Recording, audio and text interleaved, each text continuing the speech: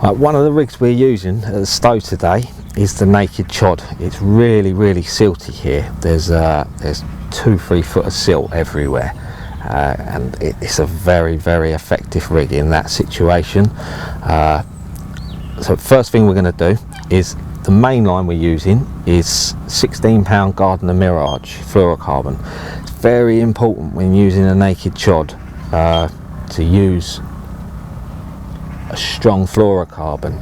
If you're going to use a ring swivel running straight onto the main line, you can't use monofilament. The stress that ring swivel pulling across the line at an angle causes when you've got a fish on, it puts too much stress on mono, even the strongest mono. If you get a really big fish on there, even if you've landed some fish on mono and done it on a naked Chod, eventually one day you will come unstuck and you'll lose a big fish because of it.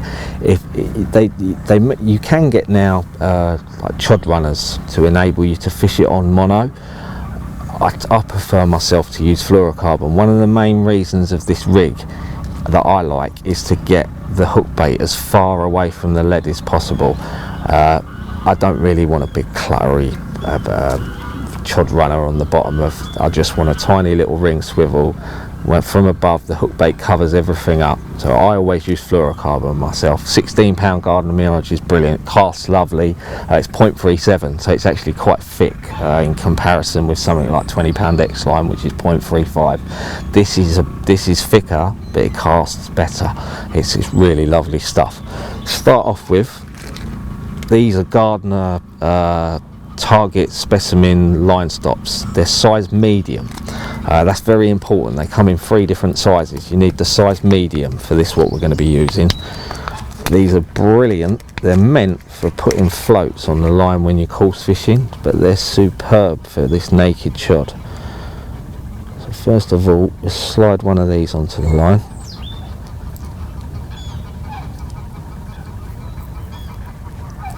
Once that's on there like that, it's important because they really grip the line tightly, these. So it's important before we move it up just to wet that. We'll slide that up, and that is going to be the fix for our top bead. For now, I'm going to put it just a couple of foot away while we're tying the rig, but eventually when the rig's tied, that fix is going to be 7 to 8 foot away from our bottom fix point of where the lead's going to go. The whole point of this rig, not just for fishing in silt or fishing over weed or choddy bottoms or anything like that, one of the best things about this rig that makes it so effective is that it gets the hook bait and the hook a long way away from the lead. So when the carp picks it up, they can't use the lead as a point of ejection to shake the hook out. When they pick this up and it's 8 foot away on a slack line coming from the rod, it's so much harder for them to deal with, which is it really does matter. I don't fish this rig on lead core myself. I don't. It puts too much restriction into it, and it takes away from what I'm talking about now. Naked, it literally, if I could get the hook bait 12 foot away from the lead, I would, but it's just casting it. At 8 or 9 foot, I can put the lead on the floor. Even 7 foot, it still works the same, but it's what makes this rig really so effective. So now we've got that top fix on. Now we're going to slide on a covert safety bead. These are a tapered bead. They've got a larger bore one side than the other, and what we're going to do, we're going to thread from the larger side, it's not the small side, the larger side first. Thread that on, slide that up onto our line stop, and that is going to slide on there very easy and snug like that. They're soft rubber beads. They're that literally under pressure, if you get a breakage and the fish, that will just pull off of there very easily indeed. But there's just enough pressure there to stop even a firm cast. I'll cast this 100 yards and they don't slide. Like if a lot of the bead systems that I've used for the naked Chod before, after a while they slide on the line, which is that these line stops with one of those safety beads over the top, they're brilliant. They literally, it's totally safe, but it doesn't move. It stays where I want it to stay. It doesn't matter whether I cast that 100, 120 yards, that will stay exactly where I want it to. So once that top bead's on, I've already got a chod tied up here. That's a size 6 Gardner chod, 25-pound tripwire with a little D on the back, just with an extra large rig ring on the top to floss the bait on. That's then been tied just with a 2-turn blood knot to a size 10 ring swivel. That's just enough. The 12mm cork balls that I'm using, that will just critically balance sink, literally. So we'll slide that up onto the line. Now we've got our top bead up there, we now need a bottom bead, which is going to protect the knot that we're going to tie against the pressure when you have a fish on. This bottom bead, we're going to pierce this one. Never pierce a bead that goes above the hook bait, whether it's on leg core or on the line. It's just not safe. This one is only as a buffer to protect our bottom knot. Part of the reason why we pierce it as well is because it helps fix it on the line, so we can move during the cast. I can move the hook away from the swivel that we're going to tie down here on the boom, so that it doesn't touch the lead.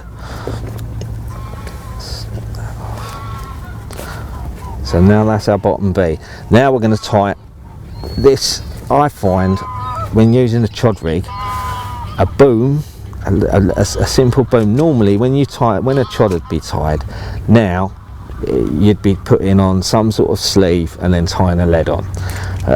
What happens, I put that down to a lot of why people lose a lot of fish on chod rigs, because when you've got a fish on, that bead's going to slide down, and if you've got a lead right here, say this is a lead, that bead's going to slide down. What happens when the fish picks it up, the hook's right back here, like up by this top bead, it charges off, and there can be 7-8 foot between the lead and the hooked fish. When you tighten into the fish, obviously this lead comes flying back towards the fish's mouth, and it's only a short little hook link that's only just in. You haven't set it fully yet because it hasn't hit the pressure. Before you get a chance to set it, just imagine that bead was the lead. Before you even get a chance to set it, that flies at great speed back, bang, hits that, and it just pulls it, it just knocks it straight out of their mouth.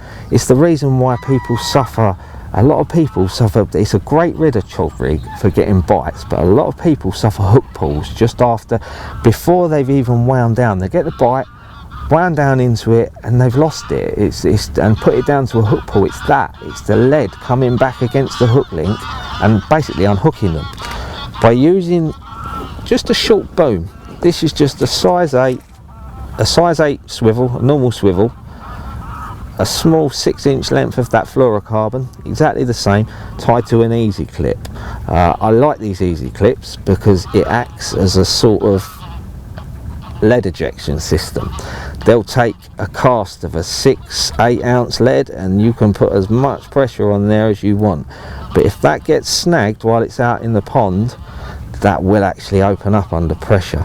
They're strong, but they're perfect. They're absolutely perfect for the job, literally. But once that boom's tied like that, now that swivel, the top swivel there, is going to be the bottom point of pressure when a fish is hooked. So let me just tie this on.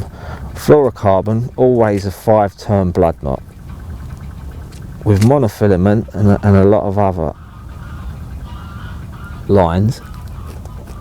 It's a very, very weak knot, but with fluorocarbon it's the strongest knot. Always tighten. If you saw what I've done there, I tightened from the tag end first, and then when I actually bedded the knot down, you find that the fluorocarbon won't become stressed where the knot's tightened down, taking all the slack out with the tag end of the knot first, and then once the knot's actually tied, that's as strong can be. But now we have the boom. What's going to happen when we've got a hook fish and the hook bait's right back here, when we apply pressure and the line gets tightened, instead of the lead flying up and unhooking the fish, now the swivel's the bottom point of pressure, so the lead is always kept completely below the fish's mouth. So as that charges back and hits that, the lead's below, so all it does is pulls the hook in even more. So instead of unhooking them, it actually it hooks them before you even put the bend in the rod, until you even put pressure on them. And that is basically the naked chod. As I say, I'm now, that was set up to show you, but this should be as far away as is comfortable on the cast. To get that, once there's a hook bait tied on there and that's cast out, that's going to fly up the line, the lead's going to land over here, and you want that hook bait as far away from that lead as possible. Fish slack on fluorocarbon, when they pick that up, there's nothing, there's no weight to shake the lead, there's no lead to shake it out with, or they just move off and they're hooked. That's it. It's a very, very, very effective rig. Best always fished with scattered boilies. You want them sort of moving around and picking bait up. But in how we're fishing at the moment, in deep silt, where it's 3-4 foot sort of thick black silt, this, it'll fly in, go 3 foot into the bottom, and we'll have 6 foot. The bead will still be away from where that lead's gone into the silt.